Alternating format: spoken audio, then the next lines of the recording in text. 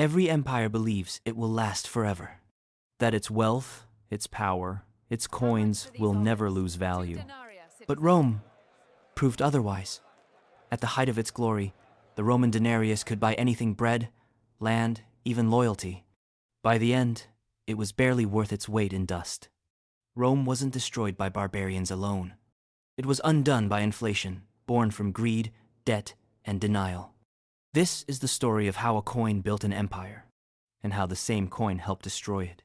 When Rome minted its first denarius around 211 BCE, it was a promise carved in silver, a coin so pure and stable that it fueled centuries of prosperity. One denarius contained nearly 4 grams of silver, stamped with the image of the Republic's strength.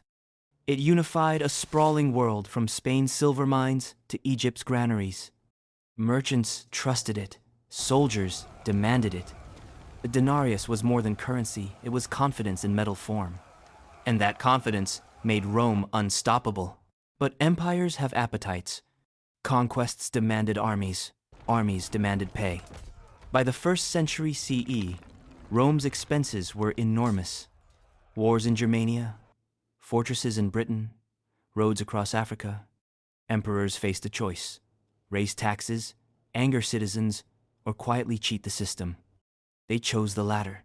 Starting with Emperor Nero, the silver purity of the denarius was reduced from 95% to 90%, then to 80%, then 60% under later rulers. To the naked eye, nothing seemed wrong. But under the shine, Rome's money was bleeding. As decades passed, the denarius lost more of its soul. By the 3rd century CE, it contained less than 5% silver. Merchants began rejecting it. They demanded payment in gold or older coins with real silver content. Farmers refused to sell grain for worthless money. Cities faced shortages. Inflation skyrocketed. Bread that once cost 1 denarius now cost 1,000. The economy twisted in on itself. And with every worthless coin minted, Rome's trust, its invisible foundation, cracked. Desperate emperors tried everything. They imposed price controls punishable by death if violated. They forced citizens to accept the new coins. But no law can force belief. People hoarded old silver coins. Black markets thrived. Eventually, Emperor Diocletian introduced a new currency, the Aurelianian coin, to reset the system. But the damage was done. The Roman economy was no longer based on value. It was based on illusion. And when illusion meets reality, collapse always follows. Imagine being an ordinary Roman during this chaos. Your savings gone. Your wages worthless before the month ends. Bartering replaced trade. Farmers demanded livestock or goods instead of money.